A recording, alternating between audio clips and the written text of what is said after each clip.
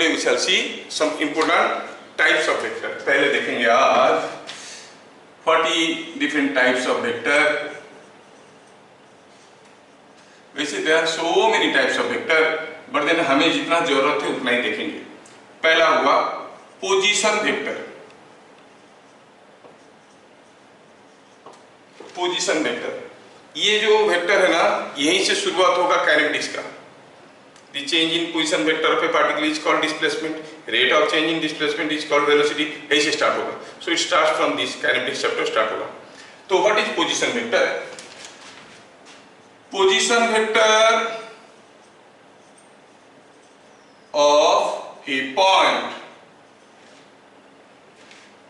with respect to origin or any other point is defined as the displacement of the point from origin. अच्छा, क्या मतलब है ऐसा statement का? मतलब हुआ ये कि सपोज हम कहेंगे ये हमारा एक्स एक्सिस है, ये वाई एक्सिस है. यहाँ पे कोई एक पॉइंट है ए जिसका कोऑर्डिनेट कुछ एक है X and Y. What is position vector of a point? Position vector हरदम किसी एक पॉइंट का निकाला जाता है, किसी एक पॉइंट का पोजीशन वेक्टर निकाला जाता है. अब ये पॉइंट का पोजीशन वेक्टर क्या है? सिंपल सा है, ये पॉइंट का डिस्प्लेसमेंट ओरिजिन से क्या है. You call this is the displacement. Displacement is a vector, you know. Displacement is a vector from here to here. So you say this vector itself is called position vector of point A, जिसको हम लोग ऐसे लिखते हैं. तो क्या समझ में आया? Position vector of point A मतलब position vector of the point xy is. Can you help me finding what is the x component of this vector? If this coordinate xy, this length must be equal to xy, this length must be x, this length must be y. So the x component is x, y component is y. So I'll say it is x I cap, y j cap. कितना simple है. कोई एक point 2, 3 का position vector क्या है? 2i cap plus 3j cap. 5 minus 4 का position vector क्या है? 5i cap minus 4j cap. So simple. So कोई एक पॉइंट अगर आपको दिया गया है उसका पोजीशन वेक्टर निकालना एकदम मुश्किल नहीं है, हर कोई कर सकता है. Point number 2. Point number 2 we shall see coplanar and non-planar vectors.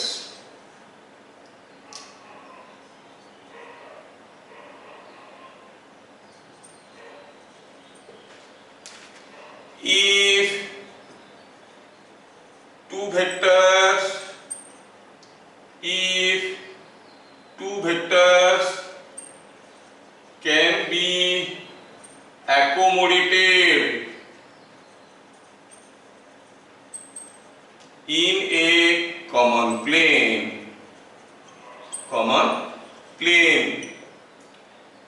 they are called coplanar. Else otherwise they are non-planar. कितना सिंपल है. थोड़ा सा एक बार फिजिकली रियलाइज कर लेते हैं, ये सबका यूटिलाइजेशन आएगा आगे बहुत जगह इसका यूज आएगा.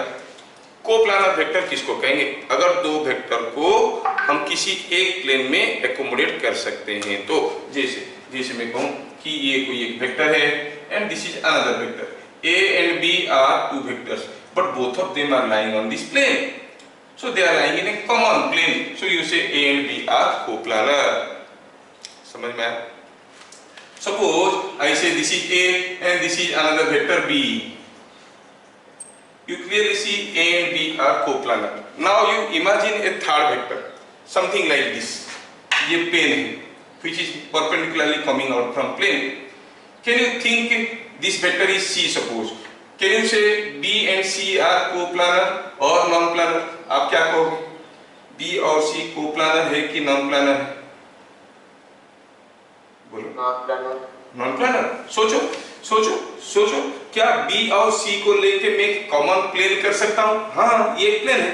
This is what is a plane. I am able to accommodate them in a common plane. B and C are lying in a common plane. So B and C are also coplanar. But think about C and A. Can I have a common plane where both these two vectors are accommodated? Can I have a plane like that? No. So A and C are non-planar. B and C are coplanar. B and A are coplanar. So what conclusion you derive from this? If A and B are coplanar, B and C are coplanar, it is not necessary that A and C will be coplanar. Are you getting? समझ में आया? तो coplanar non planner vector का use आएगा rotational dynamics chapter में, काफी late में आएगा। अभी थोड़ा सा खाली जान लिए कि अगर दो वेक्टर को हम एक कॉमन प्लेन में रख सकते हैं तो वो कोप्लानर है, नहीं रख सकते हैं तो नॉन प्लानर है। Now I go for the next. Yes, हाँ सर, पोजीशन वेक्टर में सर वो थोड़ा ग्राफ का डाउट है। हाँ बोलो सर, क्या इससे समझा सकते हैं सर, वो फॉर्मूला कैसे होगा? अगर ये पॉइंट का कोऑर्डिनेट x and y है तो what is this length? Is it not x? Then what is the x component of this vector? The component of a vector in any direction is given by the projection of the vector on that direction. तो इसका x component x होगा, इसका y component y होगा, तो हम कहेंगे the vector in the rectangular form can be written as x I cap plus y j cap. Yes sir. Yes, be alert. Now point number 3.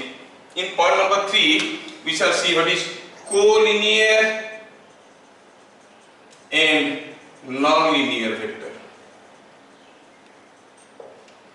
Collinear and non-linear vector, ये बड़े काम की चीज है। आगे आएंगे हम लोग प्रोजेक्टाइल मोशन करके पढ़ेंगे, रिवर क्रॉसिंग न्यूमेरिकल्स पढ़ेंगे, वहां पर ये सब चीजों की जरूरत आएगी। For uniform acceleration motion in 2 dimension ये कंसेप्ट की जरूरत पड़ेगी। फिलहाल कोलिनियर नॉन लीनियर वेक्टर किसको कहते हैं? अच्छा, पहले डेफिनेशन लिख देते हैं, फिर मैं समझा दूंगा। If line of action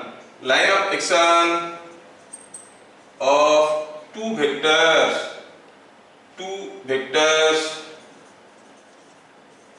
are parallel to each other, ठीक है? If line of action of two vectors are parallel to each other, they are said to be collinear. Otherwise, they are non-linear. ठीक है, ये चीज समझ में आ गया। क्या मतलब line of action of two vectors? मतलब suppose I go for a vector in graphical form. जब मैं कोई एक वेक्टर को ग्राफिकल फॉर्म में ड्रॉ करता हूं तो मैं कहूंगा कि ये कोई एक वेक्टर है, से vector A. This is what is the direction of the vector. The length represents the magnitude of the vector, and the line along which it is acting is called line of action. This is the line of action. Line of action has no direction. It is just a line along which line it is acting. Line of action. Think of another vector B. B is a vector whose magnitude is looking more than that of A. But you see direction is like this and its line of action is also like this. Suppose C is another vector. C is a very small vector like this. Now this is the direction, this is the magnitude, and this is the line of action. You clearly see that A, B, C are 3 different vectors because they are differing in magnitude or in direction or in both. But their line of actions are parallel to each other. So you say they are collinear vectors. Suppose I go for a third vector, a fourth vector D. Now D has some other magnitude, some other direction, and its line of action is not parallel with them. तो हम क्या कहेंगे? A, B, C are collinear with each other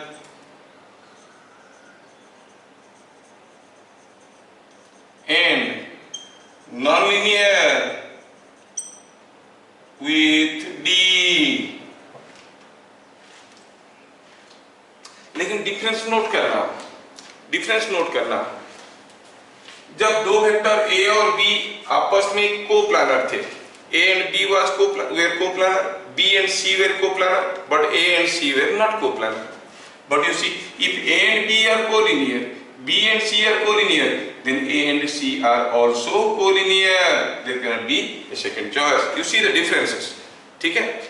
अच्छा, दूसरा हुआ, if A is nonlinear with D, A is collinear with B, then B is nonlinear with D. These small logics you can easily discover. हम लोग unnecessary लिख के इसको ज्यादा voluminous नहीं बनाएंगे, समझ में आ रहा है? तो किसको कहते हैं कोलिनियर वेक्टर, किसको कहते हैं नॉनलिनियर वेक्टर? अगर दो वेक्टर का direction line of actions are parallel तो हम कहेंगे they are collinear vectors. They are not parallel, you call them nonlinear vector. ठीक है? Just a minute.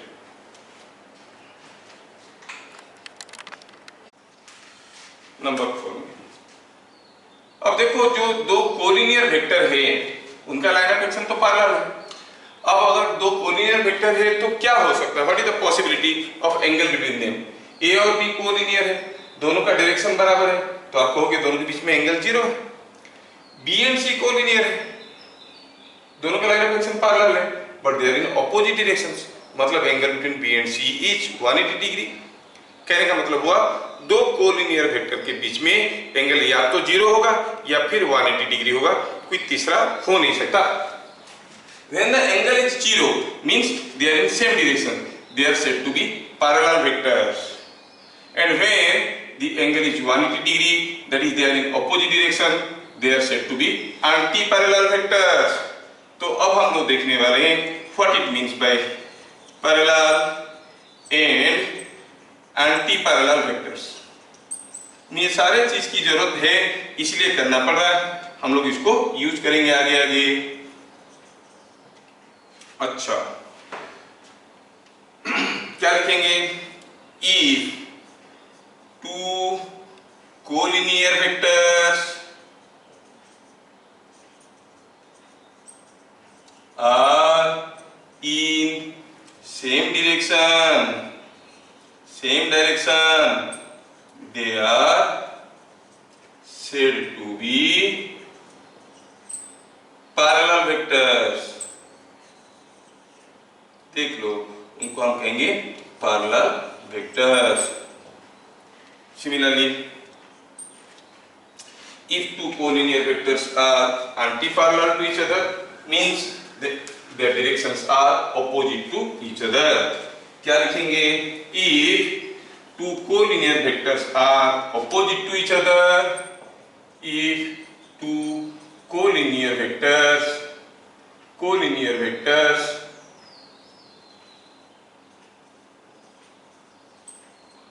are opposite to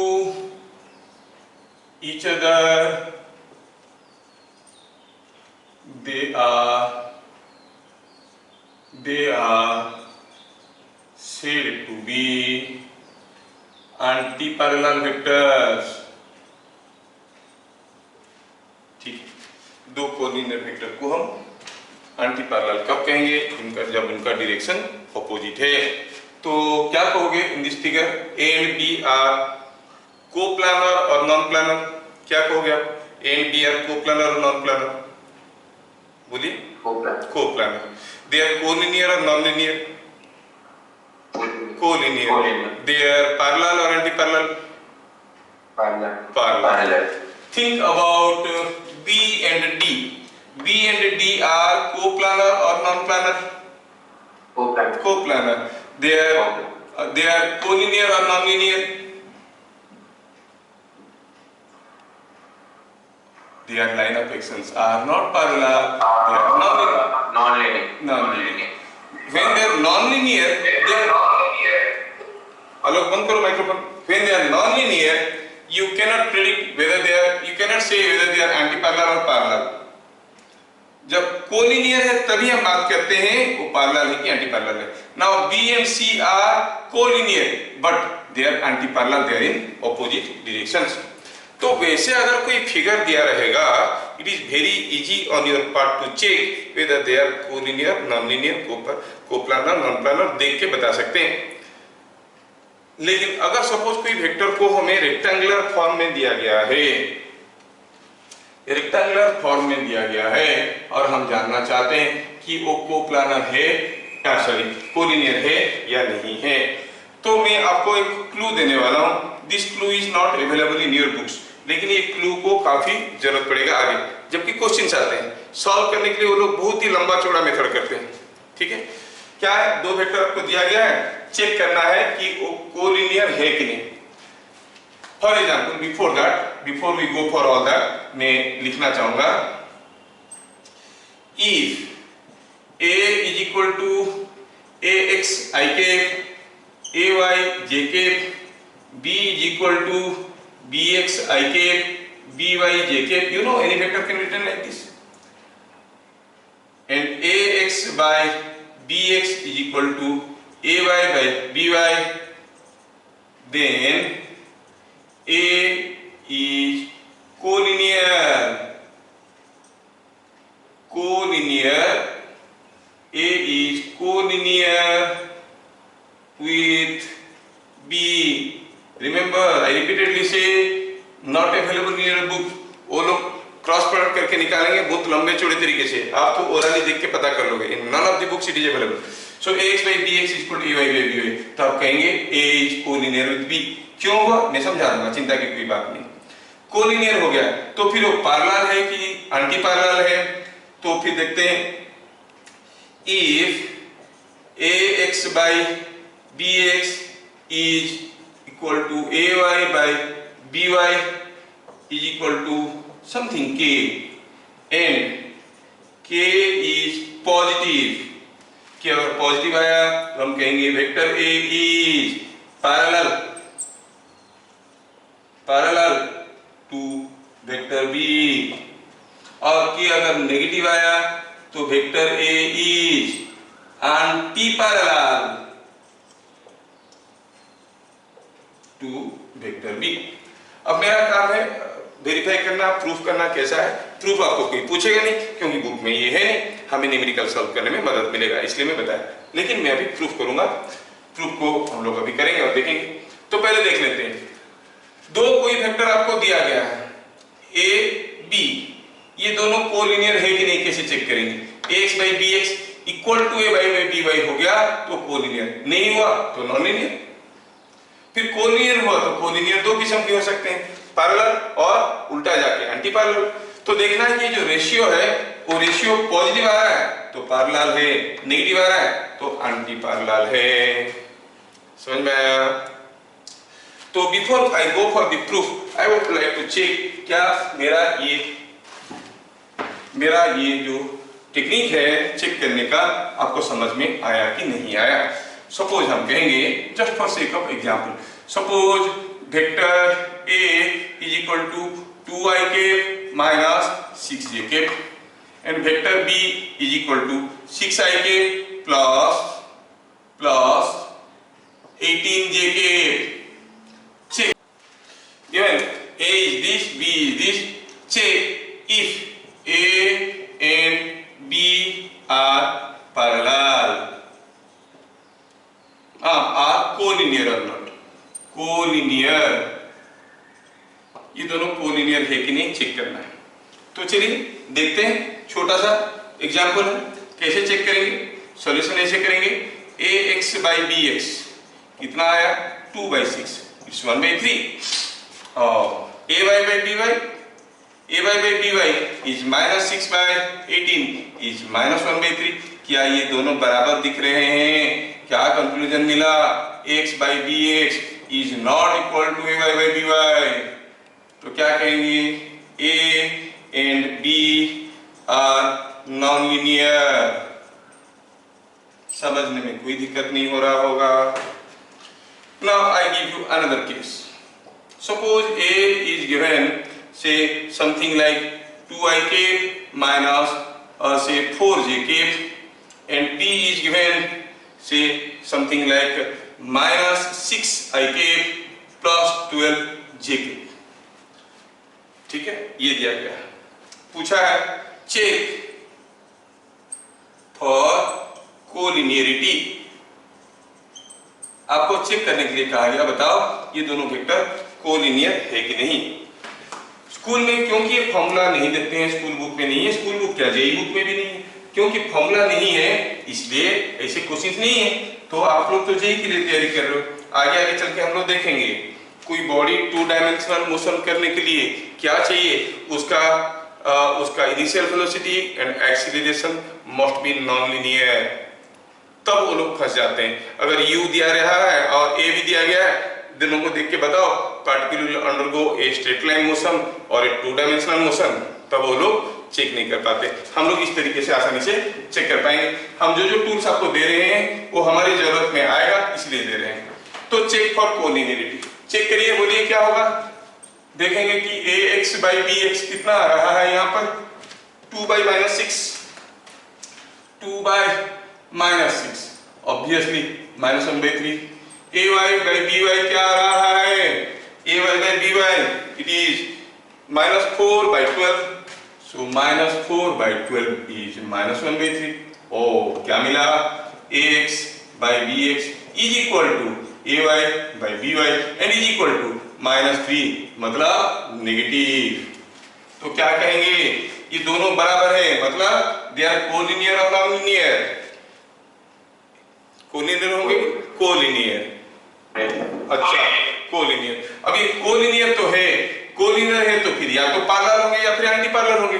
parallel है कि एंटी पैरेलल है, anti parallel, because this is coming negative. तो हम क्या कहेंगे, vector A and B are collinear and anti-parallel to each other। अब बात आके अटका कहां पे कि कैसे आया ये फॉर्मूला, कहां से आया ये फॉर्मूला। इसमें एकदम दिमाग लगाने वाली बात नहीं है, बहुत ही सिंपल सर्चिंग है। मैं आपको अभी तुरंत समझा देता हूं कहां से मैं लाया इस फॉर्मूले को, ठीक है। हमें वेरीफाई करना है कि कहां से आया ये फॉर्मूला कि for collinearity x by bx must be equal to ay by by। मैं थोड़ा आपको समझाने की कोशिश कर रहा हूं। सपोज हम कहेंगे ये है एक वेक्टर a, ये है कोई एक वेक्टर b जो कि क्लियरली दिख रहा है कि a का डायरेक्शन में है और line of action are parallel, so b is collinear with a। साथ साथ ये भी दिख रहा है कि b is looking almost double of A. आप लोगों ने इसे डबल ने 2.1 टाइम्स होगा, हो सकता है 2.1 टाइम्स ए, ऐसा हो सकता है, या फिर 2.5 टाइम्स ए, मतलब something k times A. b is something k times a and in this case what is k, positive और नेगेटिव, पॉजिटिव, क्योंकि b अगर -2a होता तो डायरेक्शन उल्टा हो जाता है ना, +2a है इसलिए तो इसी डायरेक्शन में है, खाली मैग्नीट्यूड बढ़ गया। गेटिंग, हमें मालूम है ये चीज हम लोग डिस्कशन कर चुके हैं कि अगर ये है वेक्टर f तो ये है वेक्टर -2f, ये है वेक्टर 3f, है कि नहीं। By multiplying a positive scalar quantity direction remain same, by multiplying a negative scalar quantity direction is reversed. So you see a and b are related by a relation something like b is equal to ka। Suppose I consider another vector say C is a vector like this। क्या कह सकते हैं, C is something like -k times a, लिख सकते हैं कि नहीं लिख सकते हैं, लिख सकते हैं। मतलब दो वेक्टर अगर कोलिनियर है, any two collinear vectors can be written as b is equal to k or is equal to -ka। ये सारा चीज को समराइज करके मैं लिखना चाहूंगा, क्या लिखूंगा मैं, any two collinear vectors a and b can be written as, ध्यान से देखना, written as b is equal to k times a। फिर K is positive implies A and B are in same direction, ठीक है, and K is negative implies A and B are in opposite direction। क्या मैं यहां तक सबको ठीक ठाक समझा पाया हूं? अंडरस्टैंडिंग और स्टैंडिंग अंडर। स्टैंडिंग अंडर का मतलब है ऊपर से जा रहा है, हम नीचे खड़े हैं। अंडरस्टैंडिंग मतलब समझ रहे हैं। क्या मैं ठीक ठाक सबको समझा पाया? Yes sir. बताओ बताओ, मैं पास हुआ कि फेल हुआ? इतना तक पास और फेल? पास। मैं पास हो गया, चलो मैं पास हो गया, यहां तक समझा दिया। क्योंकि आप लोग तो न्यू कमर हो, इस चैप्टर से न्यू फॉर यू। अगर आपको समझ में नहीं आया तो कसूर मेरा है, आपका क्या है? You knew nothing, you don't have any background for all these things, for the first time you are learning. तो अगर आपको समझ में नहीं आया, मैं ये नहीं बोलूंगा कि बेवकूफ है, हम ये बोलूंगा कि ठीक से समझा नहीं पाया, तो इसका मतलब आई पास, ठीक है। तो यहां तक समझ में आ गया।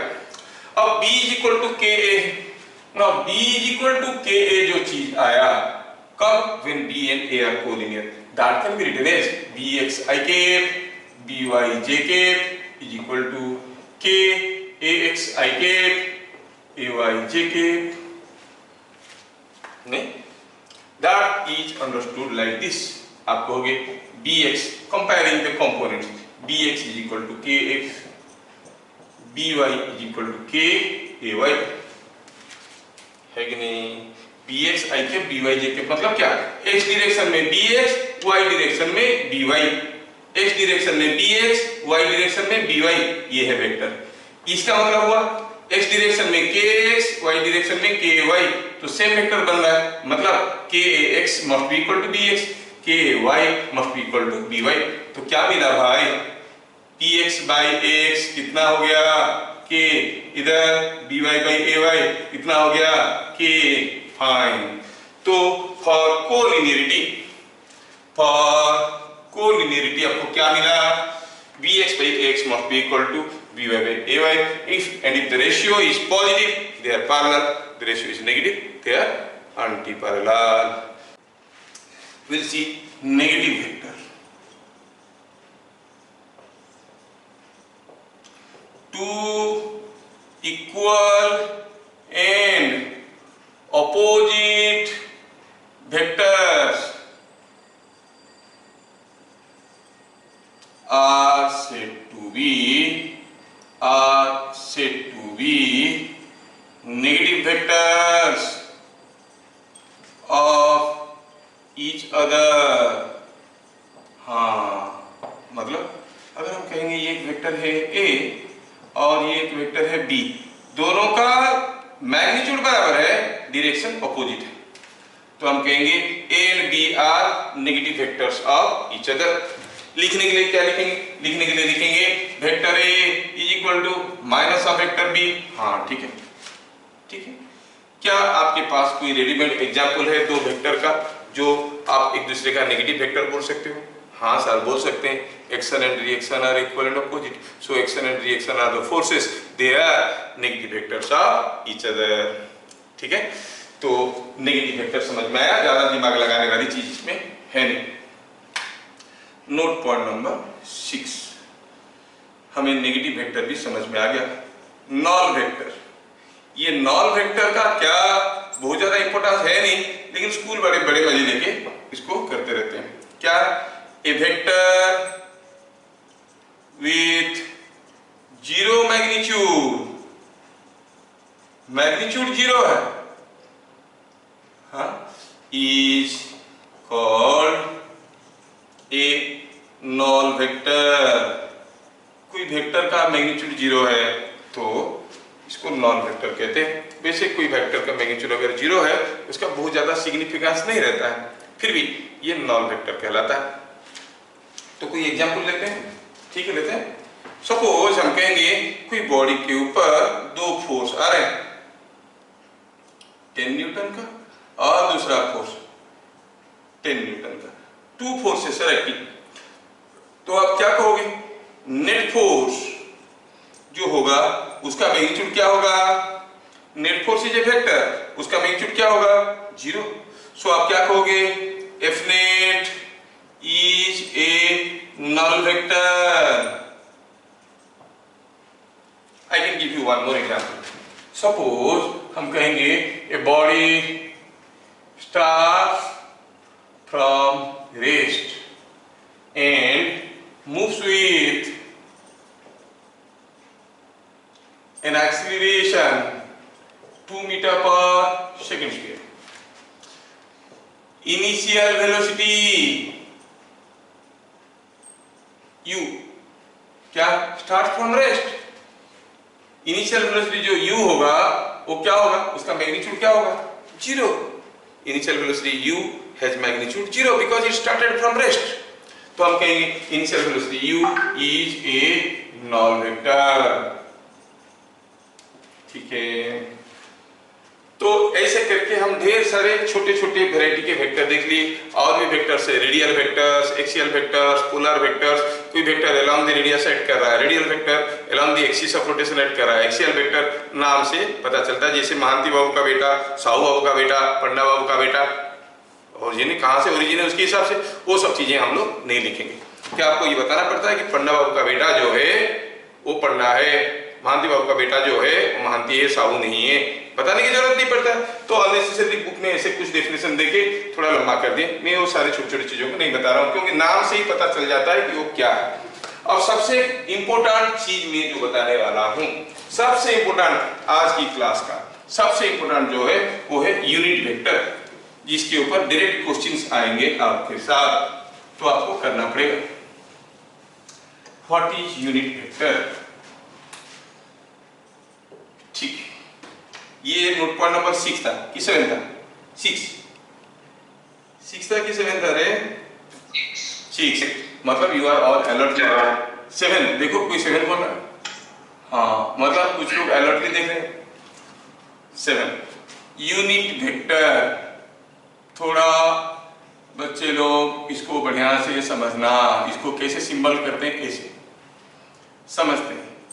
Unit vector of a vector f is defined as a vector whose magnitude is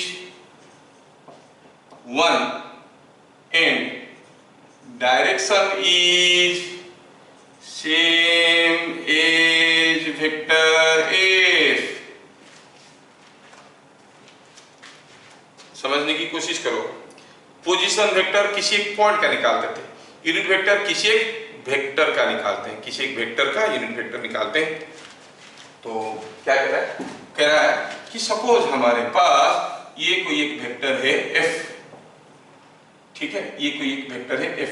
मैं कोई एक दूसरा वेक्टर इमेजिन करता हूं जी, जो कि डायरेक्शन सेम एज f है, लेकिन f का लेंथ कितना है, मैग्नीट्यूड कितना है मालूम नहीं है, लेकिन इसका मैग्नीट्यूड है 1। तो इसको हम क्या कहेंगे? Unit vector AF cap. AF cap मतलब यूनिट वेक्टर ऑफ f। क्या हो गया? Unit vector of vector f। कौन सा? ये है। तो अगर आपको कोई भी वेक्टर दिया गया, आपको उसका यूनिट वेक्टर पूछा गया है, आप एक तो छोटा सा वेक्टर ड्रॉ करोगे जिसका डायरेक्शन मेन वेक्टर के साथ बराबर होगा, लेकिन मैग्नीट्यूड होगा 1। ठीक है, अब ये यूनिट वेक्टर कैसे निकालेंगे? ग्राफिकली ड्रॉ करने के लिए कहा जाएगा तो बहुत बढ़िया है, सीधा स्केल लगाओ, 1 यूनिट का ड्रॉ करके छोड़ दो। न्यूमेरिकली निकालना है, कोई वेक्टर दिया हुआ है something i cap something j cap, find the unit vector of that. तो एक चीज तो जो हमें समझ में आया कि यूनिट वेक्टर का मैग्नीट्यूड होता है 1। देखो वेक्टर के ऊपर हम लोग एरो मार्क देते थे, यूनिट वेक्टर के ऊपर एक तो कैप दे रहे हैं। अरे हाँ, तो ऐसा कैप तो पहले कहीं सुने हैं? कहाँ सुने हैं? i cap j cap. Now I will tell they are unit vectors only. तब मैं आपको पहला फुसला के दूसरे नाम से बोला था ताकि समझ में आ जाए।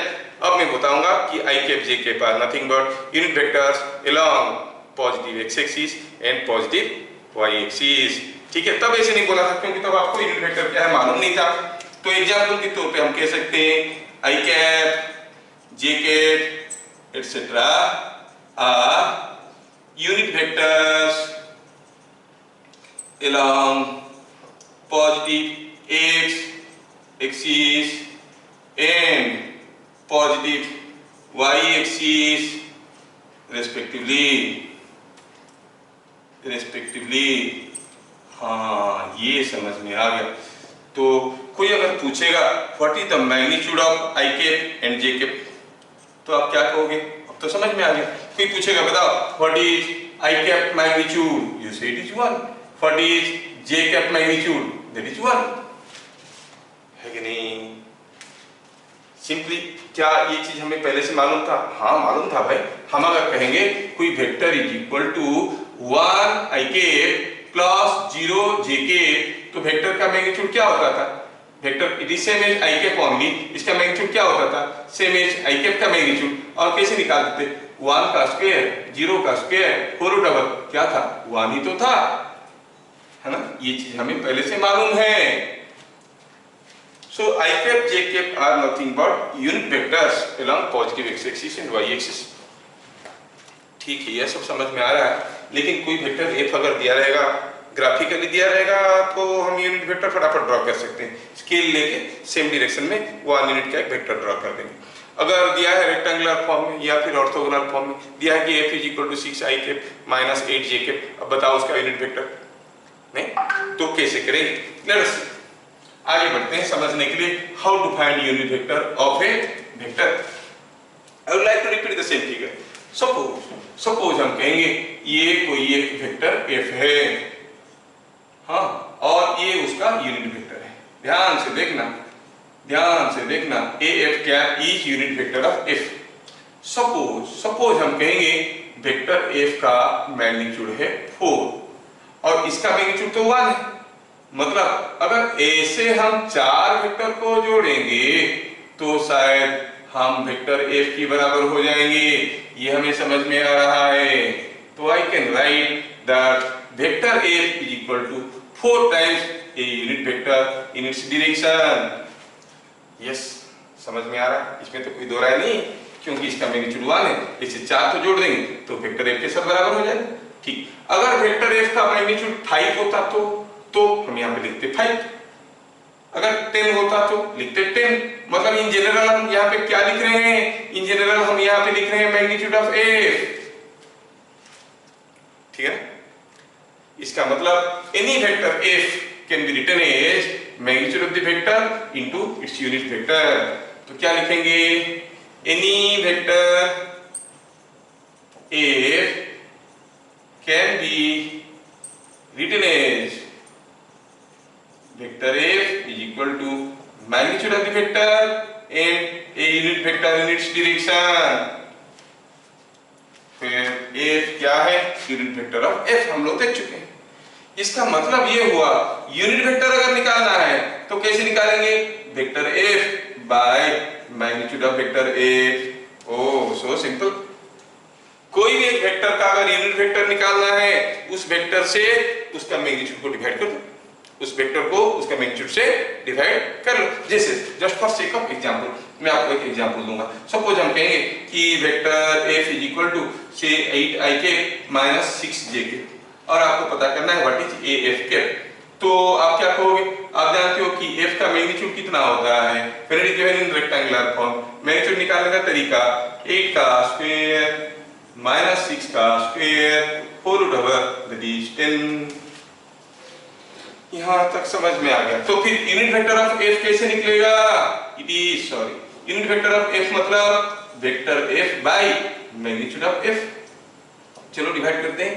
8 I cap minus 6 J cap by 10 is 0.8 I cap minus 0.6 J cap.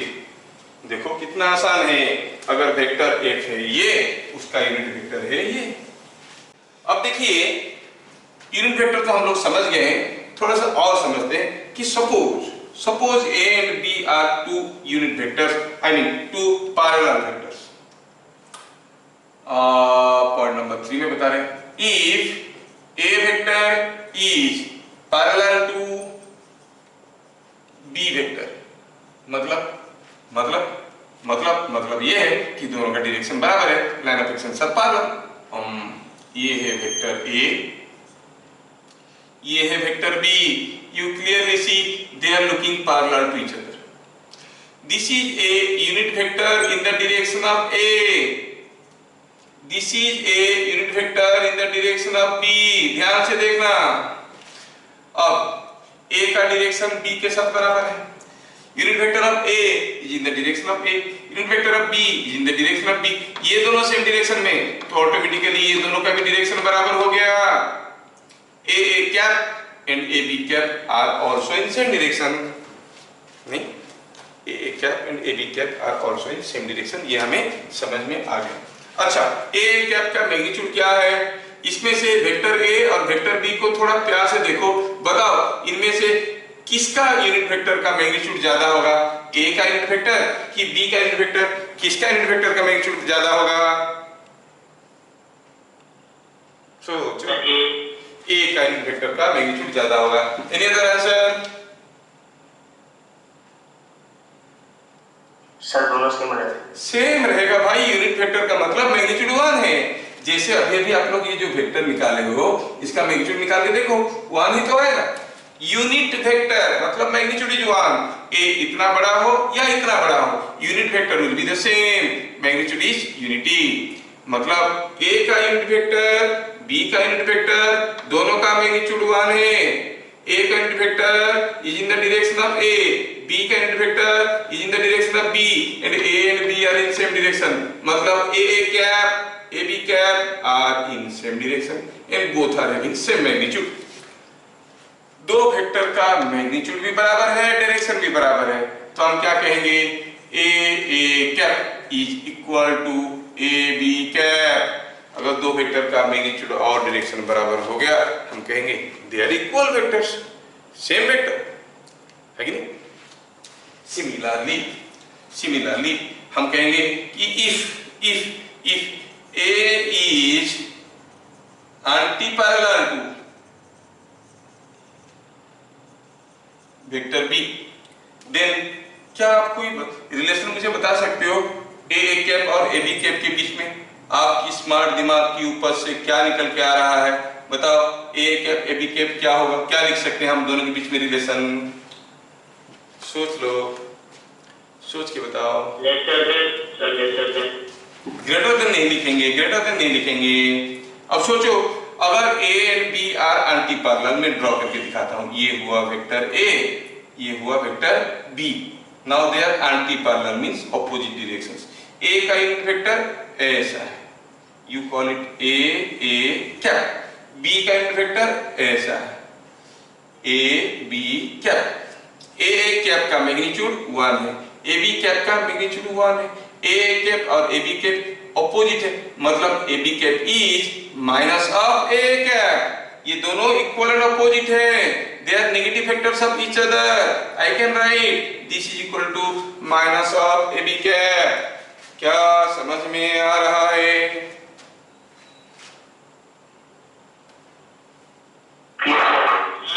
Opposite में सर दो चीज होते हैं सर, उसको हम नेगेटिव साइड लगाते हैं। यस, हम तो पहले भी बता चुके हैं, अगर ये वेक्टर F है तो ये वेक्टर को आप क्या कहोगे? माइनस F, सिंपल सा। Now let's start with the solutions. क्या पूछा है? से ट्रू और false. If A is coplanar with B and B is coplanar with C, then A must be coplanar with C। सोचो तो, ट्रू है कि फॉल्स है?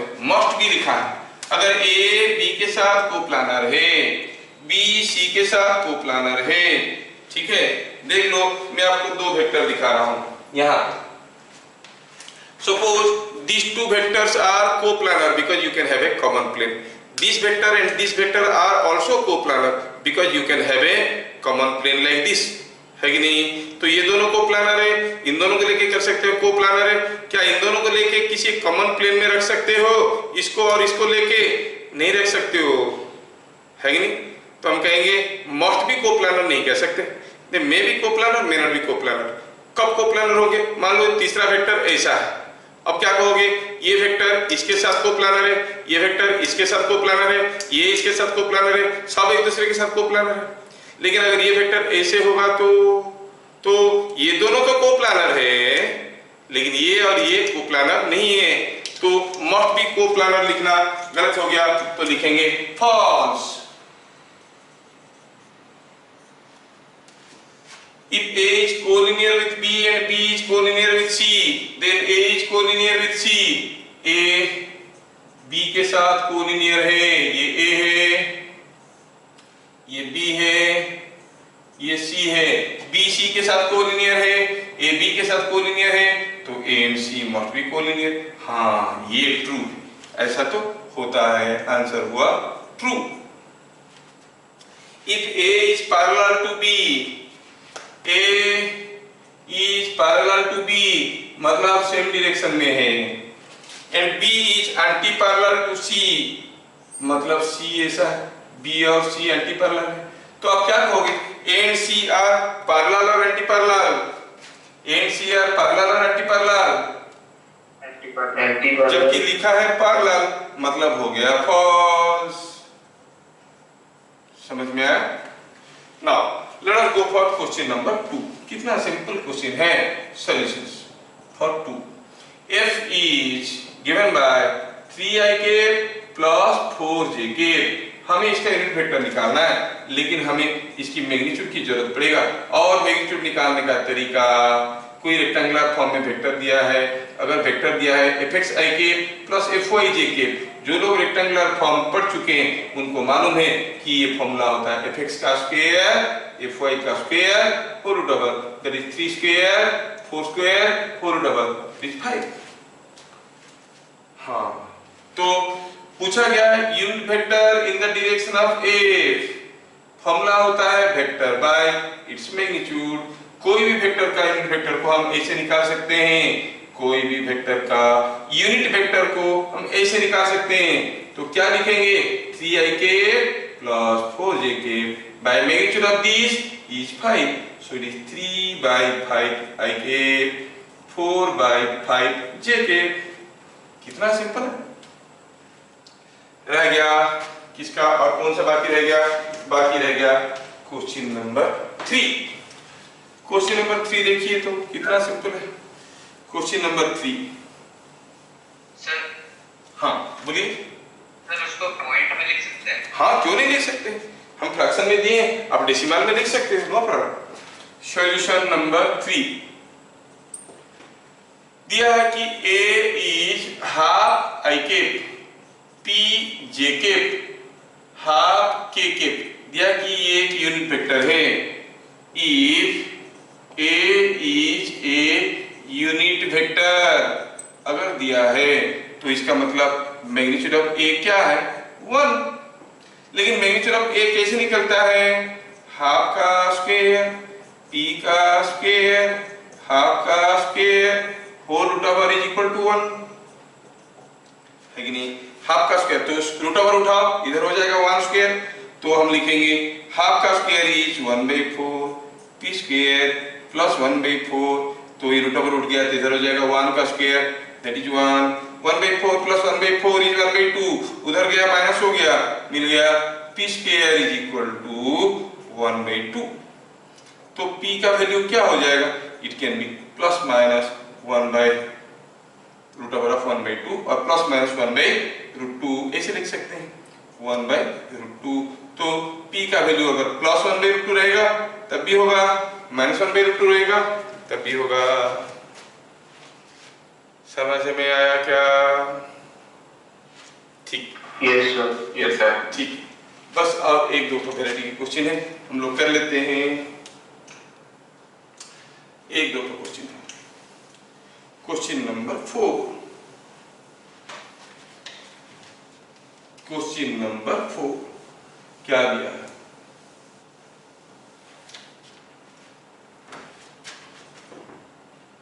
दिया है कि vector a is equal to 6ik plus 8jk, vector b is equal to 5ik plus 12jk। Find vector c whose magnitude is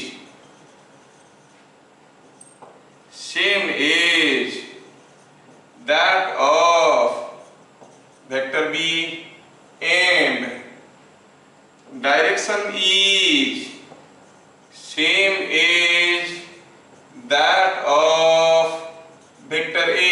थोड़ा ध्यान से देखो मेरे भैया, ए और बी दो वेक्टर दिया गया है, पूछा है तीसरा वेक्टर सी बताओ।